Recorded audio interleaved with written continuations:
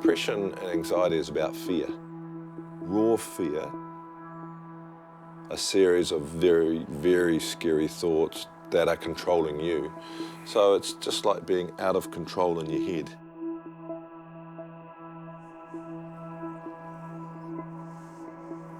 For me, playing badly in an All Black jersey was an absolute disaster. I used to go to training and thought that everyone was watching me and they knew that I was depressed.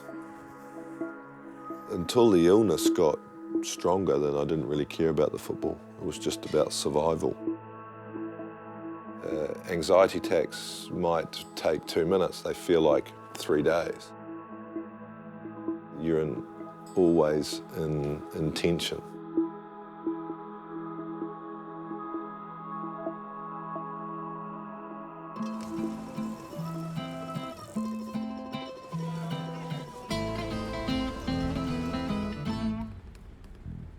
He was and still is one of New Zealand's great rugby heroes. But today, Treviso, in northern Italy, is where Sir John Kirwan calls home. Well, I first came here when I was 20. And then I met my wife, who didn't speak any English. So you're sort of forced to extend your vocab. As John came to terms with his much publicised depression, he also discovered this Italian town as a haven. Questa mia amica Tanya, che viene di Nuova Zelanda. Principe. Ciao. This is the prince. The prince. He's developed firm friends and likes that emotions are freely expressed here. Ma io che paio bene. Non dire quello. Vuoi che andiamo a bere qualcosa? No. So Lele used to look after all the rugby players. So we'd all come in and he'd give us fruit and vegetables. Like this is asparagus season here. John's been based here for the last 10 years. He travels the globe for his job coaching rugby and back to New Zealand where he passionately supports others with mental health issues. Perché sarebbe un record mondiale per te, già passati.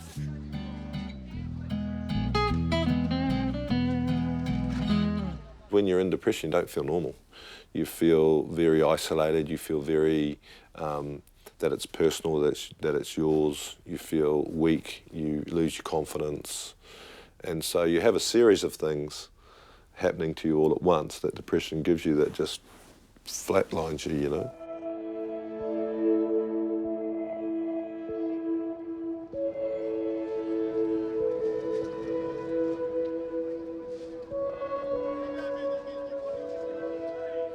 Come sono le fragole quest'anno?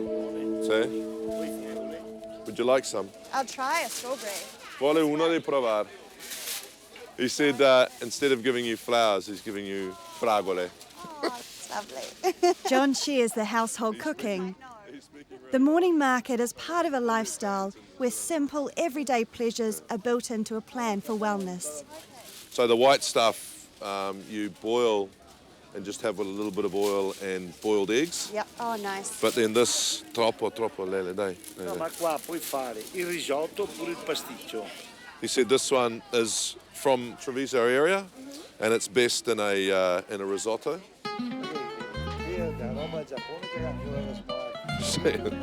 Sì, fatto però. Sai, andiamo.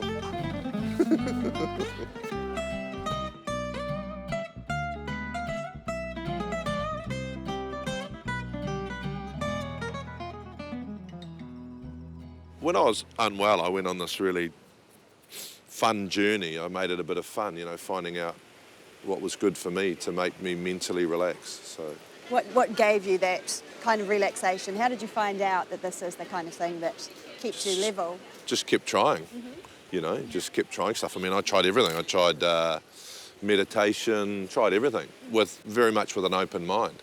And what I sort of found out for me was that I'm a very active relaxer. I see with like all the vegetables, like taking the time to sort of look at them and smell the roses. So Yeah, to no, speak, and it's think more about people. Yeah. So, you know, it'd probably be more about lele. Yeah. And, you know, and with the cooking, it's more about the process. He treats the stroll to and from the market as a chance to chill. And when he stops for coffee, it's not just the caffeine he's craving.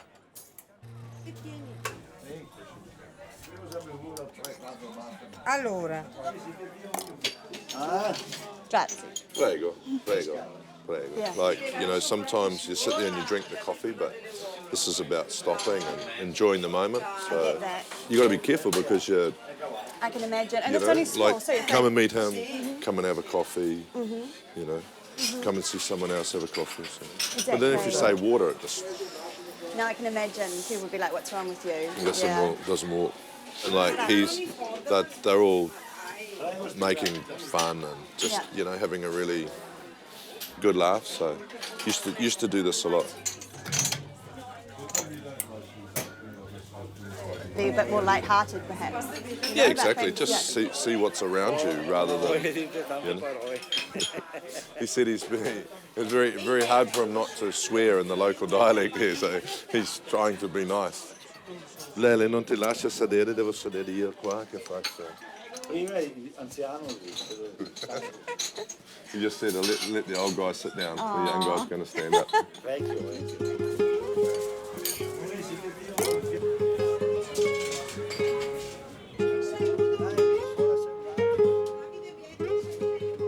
The whole shop's going to come out and say Grazie, goodbye to New grazie. Zealand, so, and to you.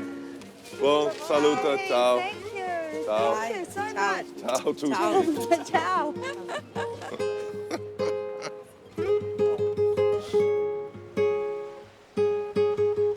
No matter how busy his schedule is, John knows it's vital to take time out. He knows it's not always easy, but a healthy mind depends on it.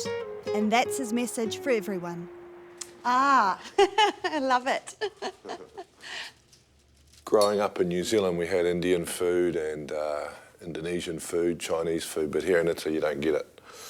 So I don't really risk cooking Italian because they're so good at it. So what I've done to sort of make up for it is I cook a lot of curries and Indonesian food. The first thing you have to get used to in Italy is they totally criticise what you know, like you can sit down at dinner and the guests will say, oh, it's not that great. Yeah. He can joke about that now, probably because he's mastered the cooking. And he's well. But when he was in the depths of his depression, criticism was paralysing for John. There's a whole lot of little things that if I say, oh, don't be bloody stupid, harden up, right at that moment, if you're not feeling well, that can be dramatic. Yeah. Just like when Michael Jones said to me one day, you've got a great heart, JK. Well, I was in such bad shape that day, I clung on to those words and they're very special words for me because it got me through a really bad day.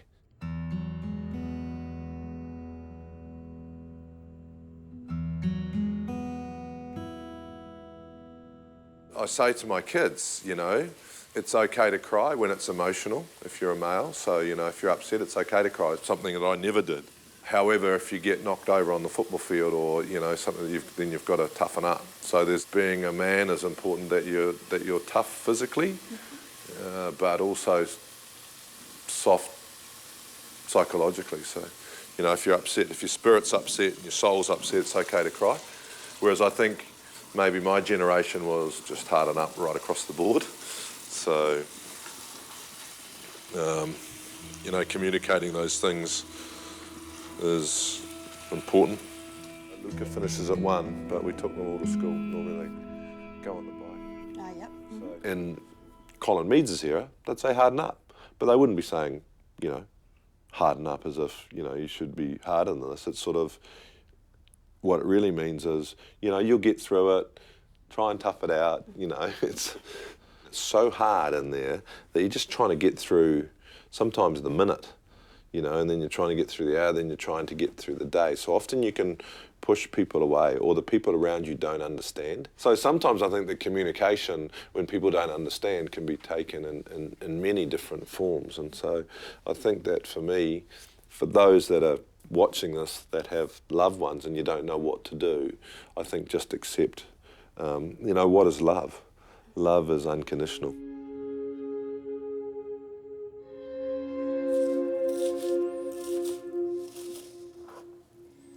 It's very common in some of the symptoms, but very personalised as well. So some of your inner thoughts you're too scared to share with the, with the person next to you. But it is an illness. There's a lot of stigma as well associated with it, isn't there? That's why people tend to mask it and tend to say, I'm doing okay. Yeah, if I'd have had help a lot quicker, and if there'd have been more understanding about it, I wouldn't have beaten myself up so much, and the journey wouldn't have been as long or as hard. I totally refused to accept it for a couple of years. One of the other questions I get asked all the time is, did you take pills? Yeah, well, I did. Did I like myself for it? No. But at the end of the day, if you had another illness, if you had diabetes, you've got to inject yourself every day. That's just part of the illness. So I think more understanding about the illness and more people get to know the symptoms and understand it, then they can really,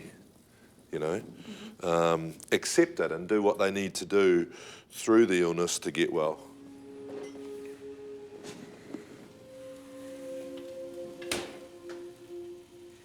The dad, the butcher, the accountant, they all care about what people think, or what people's perceptions of them are. They don't want to let their family down. They don't want to let their boss down. They don't want to let, that is, yeah. I suppose that is the same for everybody, isn't it? Well, I felt it. I mean, yeah. You hear about some people who maybe have had a business problem, lost all their money. People say, well, it's only bloody money. Mm-hmm. But you cannot relate that to yourself. It might have been the most important thing in that person's life, that he might have associated money with failure. If I said to you, you lost an All Black game and you knocked the ball on, you'd say, well, so what? But for me, at that stage, it might have been the biggest disaster ever.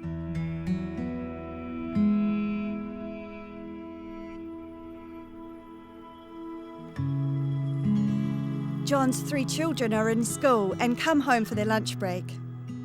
So the kids expect a cooked meal when they come home from school? Is this often? Yeah, lunchtime is really the Italian thing. Mm-hmm. Like, we're all together at lunch. So tonight, Luca finishes at 1. The others finish at 1:30. They'll come home for lunch, and then they'll study in the afternoon, and then in the evenings there's sort of sport, so it'll be a little bit different. For John, recognising he was unwell was the first step. Once I accepted it, I actually started getting better instantly. It was incredible. That was probably the best afternoon I'd had in 3 years. Once I accepted the illness and then started on the getting well road, I made it a little bit of fun. Mm-hmm. So I said to myself, how am I going to get the time in my head that is going to give me some mental relief? He started writing and talking. His services to a major mental health campaign launched 6 years ago led to his knighthood. He was initially scared to bare his soul, but believed Kiwis needed to talk more openly about depression. The most interesting thing for me was that I was scared to do it. I didn't want to do it because I thought people would judge me and see me as weak. And the awareness campaign was incredible. I'd have people sort of whispering back then, not so much coming out and saying, just whispering, I've been a bit depressed myself, that sort of stuff. And then I said, if this is what I've got, I want to be the best at it, because that's my personality. So then I started on this journey of what I call wellness, being as well as I can be.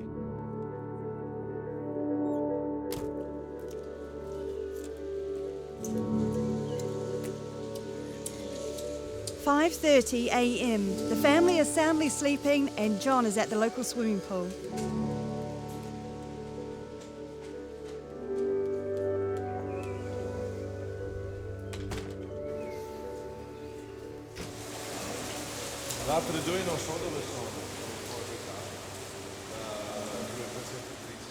In his professional life, John is the coach. He first coached the Italian national rugby team, then the Japanese side. But here he takes instruction from a former Olympic swimming coach. The coach makes it his business to mould John's mind as well as his muscle. He's strong. He's very strong. But when he's tired, no, when you are tired, quiet.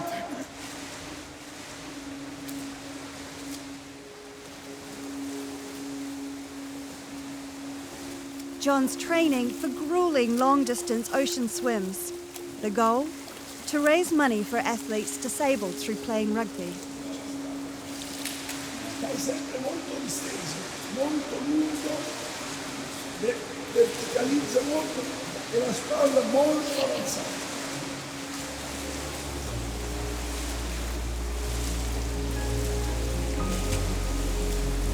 The morning swim sessions are part therapy for John too. His coach is wise and inspires John. Ha imparato a conoscere se stesso, An athlete learns to understand himself, ha imparato a dominare le proprie energie e quindi ha più disciplina. and so as an athlete you learn to dominate your energy.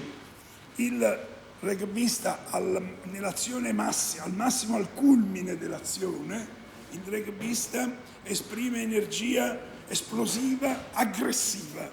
So when a rugby player is at his height, he shows his energy, everything outwards and aggressively. So everything's aggressive. Invece nell'acqua, on the water, nell'acqua bisogna essere molto cauti, molto prudenti e risparmiare energia. In water, it's very different. You have to be very prudent and you have to look after your energy and make sure you conserve that energy. Questo è fondamentale.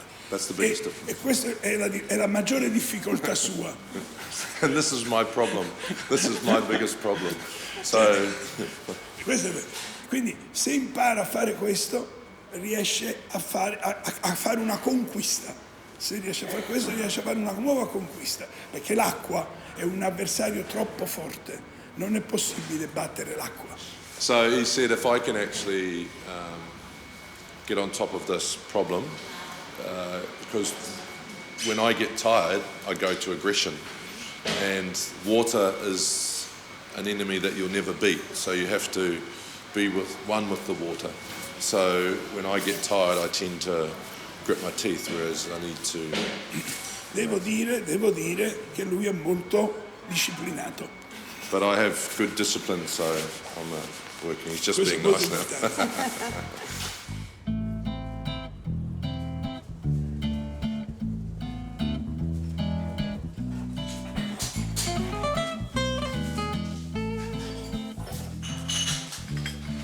Grazie. Fatto anche il sorriso, sì. You're looking quite tired after swimming today. Yeah, I suffered this morning. You know, I really enjoy every day now, and I still set my goals for the future, but I don't worry too much about the past, and don't worry too much about the future once I've set my goals. And just enjoy myself. We have a laugh every morning, but it's also good to have, you know, a bit of sufferance in the pool and work off a bit of the salami I ate yesterday. So, yeah, that's good. It's a good life. Fatto anche il sorriso, sì.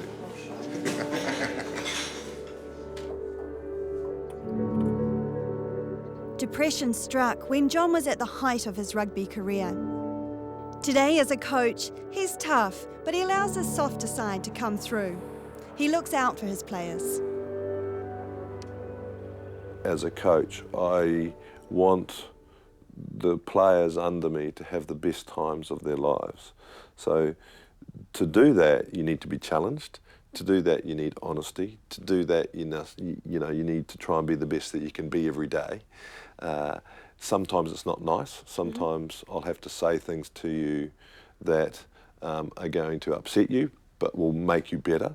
Sometimes I'll be angry with you if I don't think you're giving 100%, because it's about giving 100% all the time. My job is to make you the best that you can be, so that when you're my age and you look back on your career, you say, I have no regrets. You know, I gave it my best shot. Yeah, good. Try the other side. Yeah, good. If it wasn't my son, if I was coaching, then you can have a lot of fun. It's just a little game we used to play a lot. Zinzan Brook used to play it, and Robin Brook used to play it a lot. Just, you know, accuracy of pass. 1-1. Son Luca is getting some of the best coaching a kid could get. But there's no expectation to follow in his dad's footsteps. I get this, it's 2-1, bring it, 2-1. He's really keen on footy, but I don't want to put too much pressure on him, you know, I just want him to enjoy it. Yeah. So it's one of those hard ones, I guess. I can imagine, and you want to sort of you'd want to ride that clutch, think, am I doing it? You know, protecting him from the pressure that he might have, being your boy. Yeah, it's a like I said, it's a real hard one, you know. Like, there's plenty of sons of players that have gone through to play at the highest level, so it's just really important. Like, it doesn't matter if you don't become an All Black, but if you want to be an All Black, you've got to try. So if you try your best and you don't make it, well, that's better than not trying, because I think sometimes, you know, when some things seem unsurmountable, it's easier not to try. Get this, it's 2-2. Nice. Ah! 3-2 to you. Pressure's on. Oh, bringing it home. Because of what I've been through, then I'm very open about mental health, and you know, Luca and Nico and Francesca know about mental health and what it is, so I explain it at a young age, and it's just something that they get, you know, they understand that it's normal. Competition. Hands out. Oh, no. That's ridiculous, John. As rugby players are expected to be tough, right? Mentally and physically. Is that? Yeah, well, I think that's a little bit unfair on the sport as of today, because I think that rugby players need to be mentally tough, just like any other sportsman. But then I think, you know, this harden up thing is a society thing. You know, rugby was rugby, racing and beer 25, 30 years ago. And society has continued to change. I would say that there's probably been a lack of communication or a lack of showing emotion between father and son 40 years ago, because that was the generation. One of the reasons why we set off on this journey of trying to break down the stigma was because it was more myself, you know. Pressure you're putting on yourself. Yeah, weakness, you know, this is a weakness of mine. I've got absolutely no right to be unwell. I'm an All Black, you know, happy, what's wrong, you know. So it was more about no understanding from my point of view. Sir John Kirwan was one of the greatest rugby wingers the world has ever seen. But it's the depression that has shaped him in ways he could never have imagined.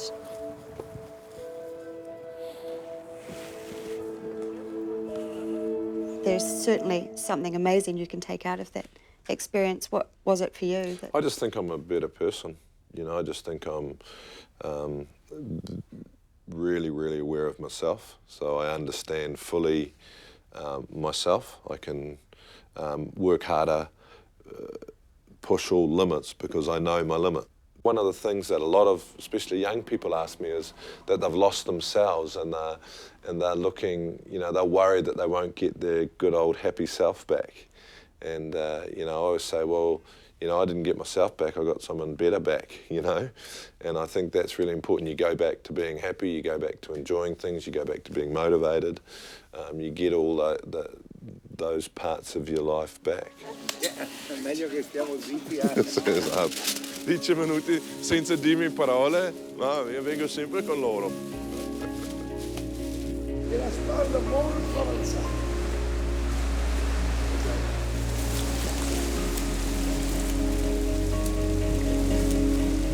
something that for me has been the worst thing and the best thing that's ever happened to me, and I don't wish it on anyone. All I ask of people that have never suffered is to understand if someone does. Doesn't matter, just relax. It's close, look how close it is. You can do it, man. Come on. We play this game, it's called World Cup Final. So Luca's got a kick and we pretend that it's the World Cup Final. And if he gets it, we win the World Cup. And we were doing this before we won the World Cup, actually.